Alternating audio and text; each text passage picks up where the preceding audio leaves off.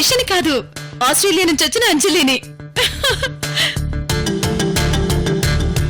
సాహు, కాలముఖ రుద్రుడు వచ్చేశాడు.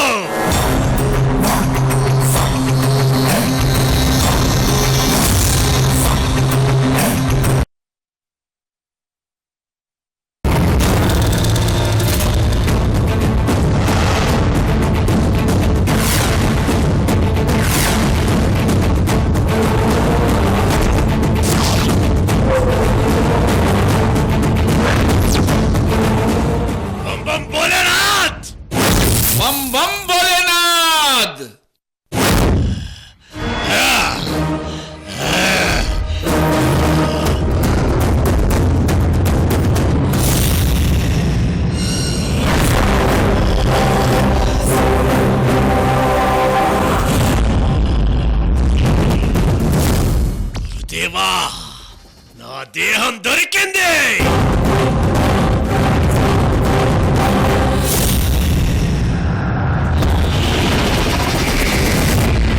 విశ్వంభర, కాలముఖ రుద్రుడికి పాలాభిషేకం చేయండి.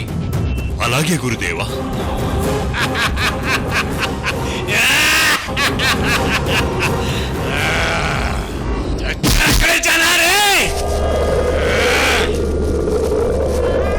పాలాభిషేకం చేయండి. అలాగే గురువుగారు.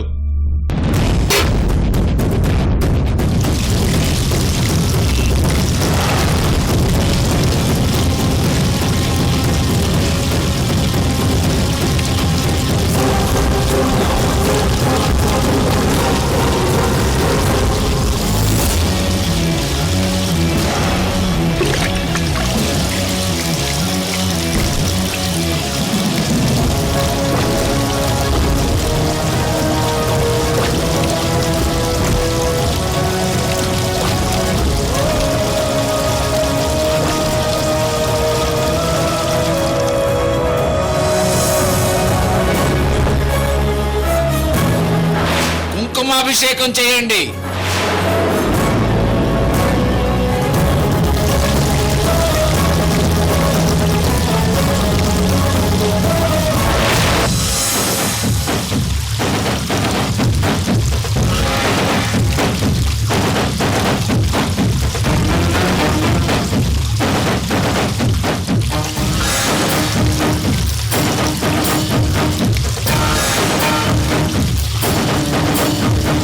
పవిత్ర జలాభిషేకం చేయండి.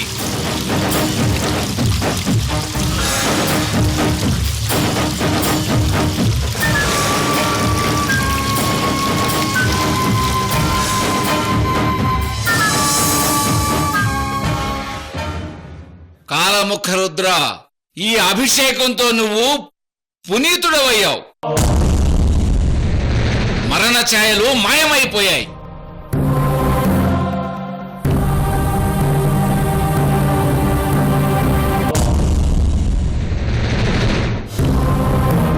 నువ్వు ఇప్పుడు సలసల మండే అగ్నిగుండానివి.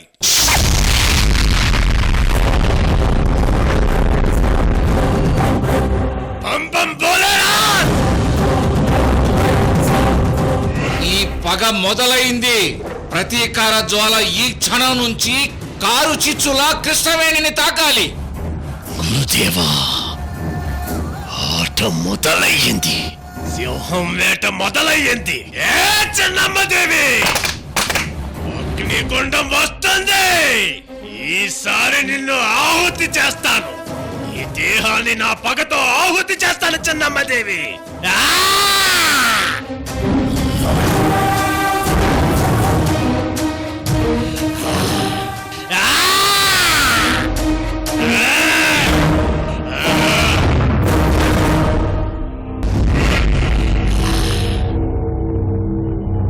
బం బం భోలేనాథ్.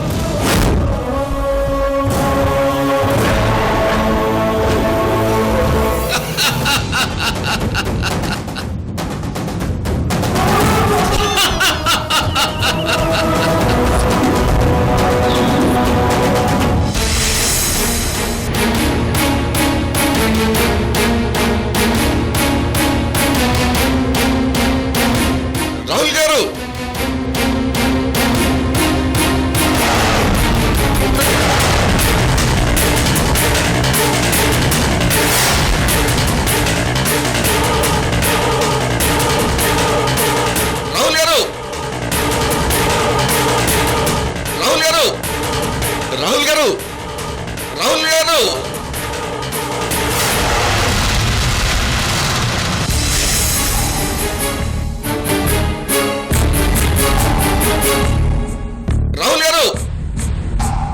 ఇక్కడ కనిపించాడా? లేదు, కనిపించలేదు సార్. ఎటెళ్ళి ఉంటాడు?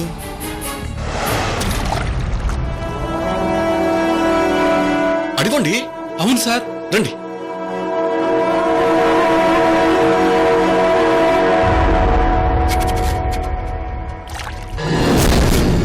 ఏంటి సార్ మీరు ఎక్కడున్నారు? ఏంటి సార్ మీరు కనిపించకపోయేసరికి మేము భయపడ్డాం సార్. అదేం లేదండి, ఇందాక రాయి తీసి పక్కేసేసరికి బాగా దాహం వేసింది. ఇటుగా వచ్చాను వాటర్ తాగడానికి. ఈలోపు మీరు వచ్చారు.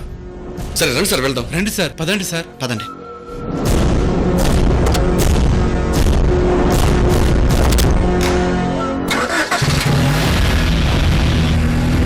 చిన్నమ్మదేవి వస్తున్నా, కాచుకో.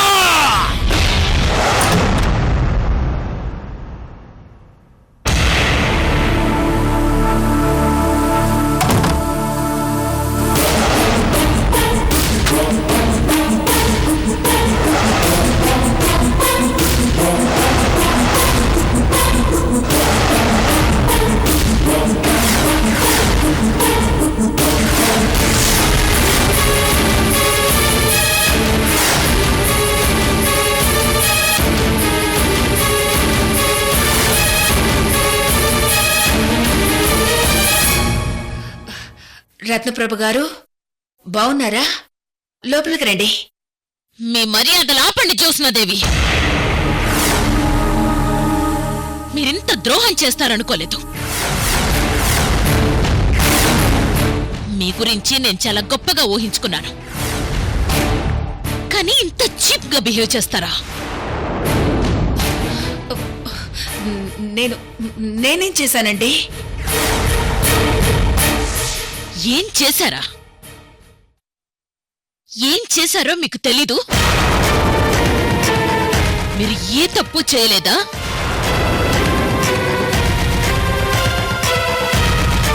తప్ప? నేనే తప్పు చేశాను. అబ్బా, ఏవి నాటకాలు ఆడుతున్నారండి. చేసిందంతా చేసి అసలు తప్పే చెయ్యనట్టు ఎంత అమాయకంగా నటిస్తున్నారండి.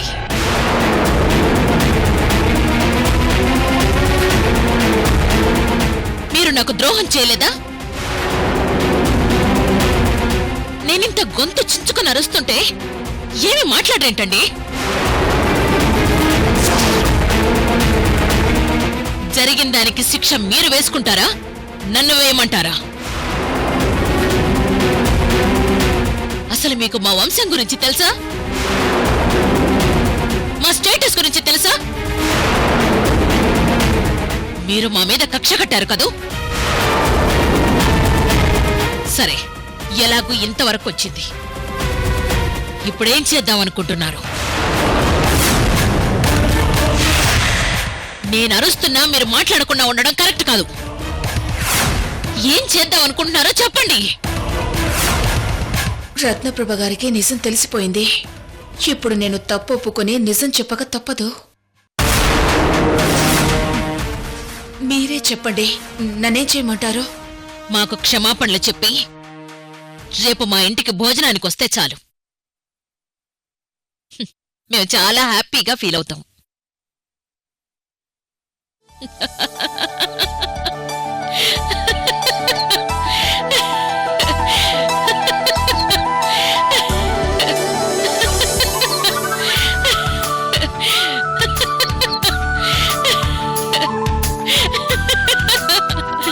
జ్యోత్స్నాదేవి గారు, మీరు షాక్ అయిపోయారు కదూ?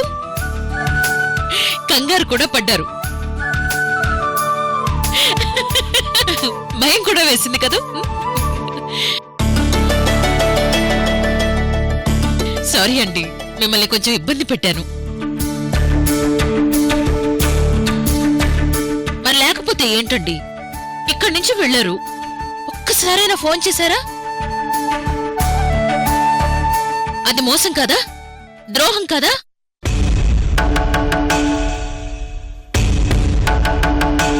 పోనీ ఆస్ట్రేలియా నుంచి ఇండియాకొచ్చి కనీసం మమ్మల్ని గుర్తుపెట్టుకుని కలవడానికైనా వచ్చారా?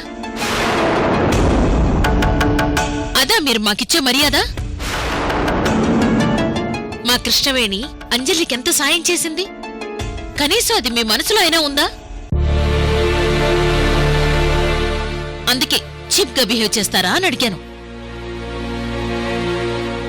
అంటే మీరు మా మీద కక్ష కట్టినట్టేగా? సారీ రత్నప్రభ గారు, మీరలా మాట్లాడుతుంటే నాకేమీ అర్థం కాలేదు. కంగారు పుట్టింది, భయం కూడా వేసింది. ఇప్పుడు కూల్ అయ్యారా? ఇప్పుడు ఓకే అండి. మీ ప్రాబ్లమ్స్ మీకుంటాయనుకోండి. అంజలి ఇంటికి వస్తే గాని మీరొచ్చిన విషయం తెలియలేదు. అందుకే మిమ్మల్ని ఒకసారి పలకరించి రేపు భోజనానికి పిలవడానికి వచ్చాను. చాలా థ్యాంక్స్, తప్పకుండా వస్తాను. ఇంకేంటండి విశేషాలు? ఏముందండి, అంజలికి పెళ్లి చేయాలనుకుంటున్నాను. మంచి సంబంధం వస్తే పెళ్లి చేసేసి నేను వెళ్ళిపోదాం అనుకుంటున్నాను. అంజలికి పెళ్లి చేసి మీరెక్కడికి వెళతారండి? ఇన్నాళ్ళు నాకు అంజలికి నేను తప్ప మాకెవ్వరూ లేరు. ఇప్పుడు దానికి పెళ్ళైపోతే దాని సంసారంతో దాని బతుకది బతుకుతుంది. ఇక నాకిక్కడేం పని ఉంటుంది? నా బాధంతా ఒకటే, దానికి కన్యాదానం చేసే అవకాశం నాకు లేదు. ఎలా? జ్యోత్స్నాదేవి గారు, మీకెవ్వరూ లేరని ఎందుకలా మాట్లాడుతున్నారు? మీకు మేమంతా లేవా? మీరు మా సొంత మనుషులు అనుకోబట్టే కదా నేను మీ దగ్గరకొచ్చాను. అంజలి మా ఇంటి బిడ్డ, మా బిడ్డ. కన్యాదానం సృజను నేను చేస్తాం. అంజలికి మంచి సంబంధం నేను చూస్తాను.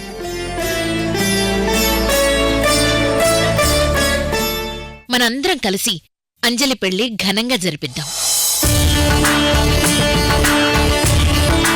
ఇంకా మీరు ఆ విషయం గురించి బాధపడకండి.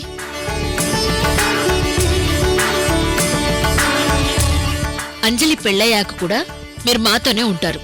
అంతేకాని మీరు ఒంటరివారని, మీకెవ్వరూ లేరని మాత్రం కల్లో కూడా అనుకోకండి. అలా అంటే నా మీద ఒట్టే.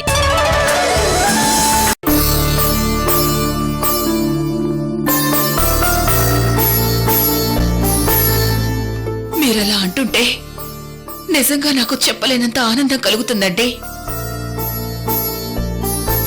అంజలికి నేను కన్నతల్లినే అయినా మీరు అంతకంటే ఎక్కువని నేను చాలా సంబరపడిపోతున్నాను.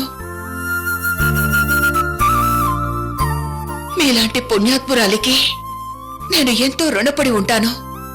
జ్యోత్స్నాదేవి గారు, ఈ రుణాలు అవి ఇవి అసలు అలాంటివి మాట్లాడితే నాకు నచ్చదండి. మీకు నచ్చినా నచ్చకపోయినా మిమ్మల్ని చూశాక మనస్ఫూర్తిగా ఒక విషయం చెప్పాలని ఉందండి. ఏంటండి? నా వల్ల మీ కుటుంబానికి ఎటువంటి హాని ఉండదండి. నేనెప్పుడు మీకు అడ్డు కాను. అసలు నేను మీ జోలికే రాను. నన్ను నమ్మండి. మీ వల్ల మాకు హానేంటి? మీరు మా జోలికి రావడమేంటి? మీరు మాకు అడ్డేంటి? నాకేమీ అర్థం కావడం లేదు. అసలు నేను చెప్పేదానికి మీరు మాట్లాడేదానికి సంబంధమే లేదు. నా బిడ్డను, దాని జీవితాన్ని ఇక మీకే అప్పగిస్తున్నాను. ఇంతకంటే మీకు నేనేమీ చెప్పలేను. రండి, కూర్చోండి. జ్యోత్స్న గారు, బాగా లేట్ అయింది. నేను వెళ్ళొస్తాను. రేపు మాత్రం మీరు లంచ్కి ఇంటికి రావాలి. తప్పకుండా వస్తాను. బయలుదేరతాను. బాయ్.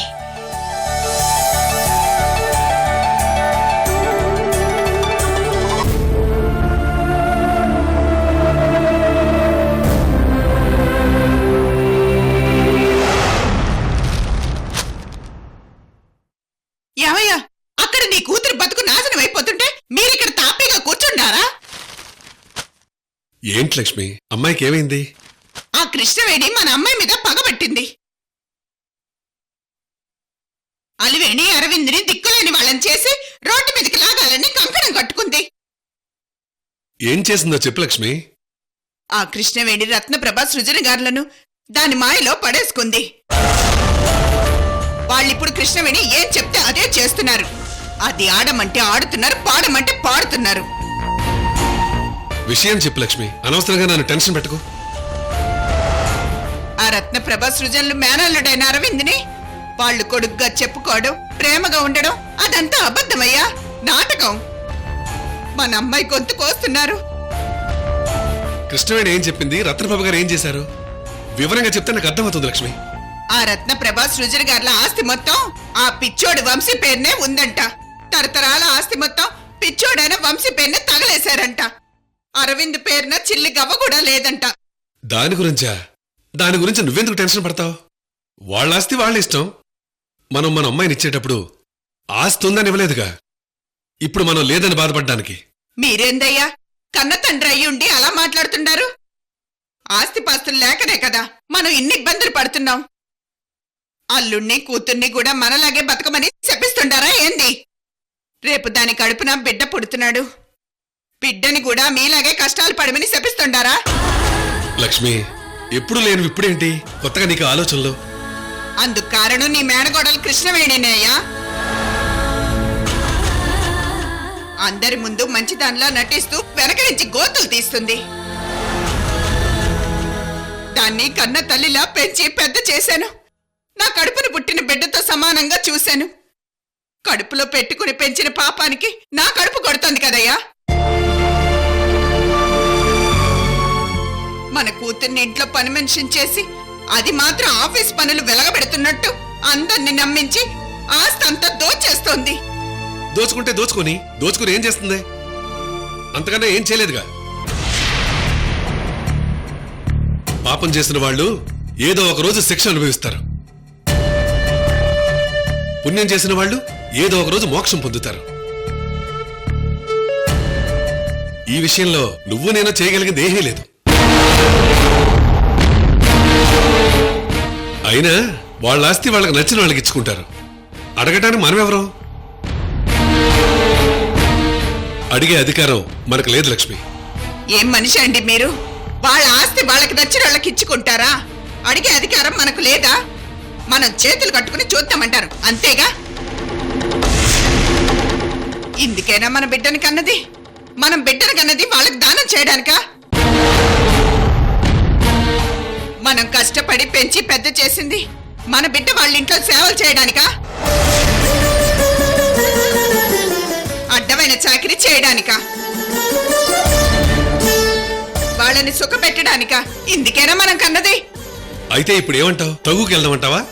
నలుగురిలో నవ్వులు పాలవుదామంటావా? మనమెందుకు నవ్వులు పాలవుతామయ్యా? మన పిల్లకు న్యాయం చేయమంటున్నాం. వాళ్లే మన అల్లుణ్ణి సొంత బిడ్డ అన్నారు, వారసుడన్నారు. అలాంటప్పుడు ఆస్తిలో హక్కు ఉండదా? అదే అడుగుదామంటున్నాను. పెళ్లికి ముందే మన ప్రెసిడెంట్ గారు అబ్బాయికి ఆస్తి ఏమీ లేదని చెప్పారుగా. మరప్పుడు ఆస్తి లేకపోయినా పర్వాలేదు, అబ్బాయి గుణవంతుడైతే చాలని నీతి కథలు చెప్పావు. మరప్పుడెందుకు ఈ సంబంధం ఒప్పుకున్నావు? ఆస్తి అప్పుడు అవసరం లేదు, ఇప్పుడు అవసరం వచ్చిందా?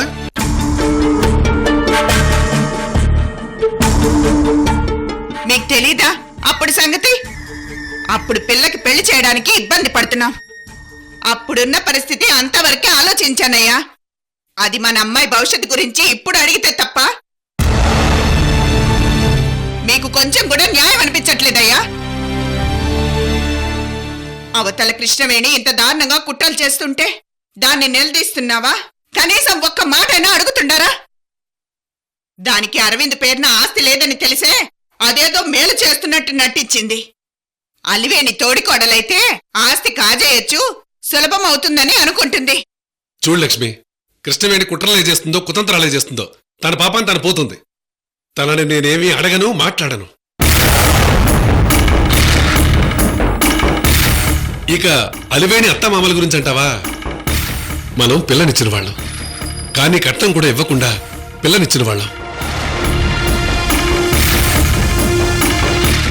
వాళ్ళ ఆస్తి గురించి మనకు మాట్లాడే హక్కు లేదు, అధికారం కూడా లేదు. ఇది నేను మళ్ళీ మళ్ళీ చెప్పను, గుర్తుపెట్టుకో. ఆఖరిసారి చెప్తున్నాను, ఈ విషయం ఎంతటితో మర్చిపో.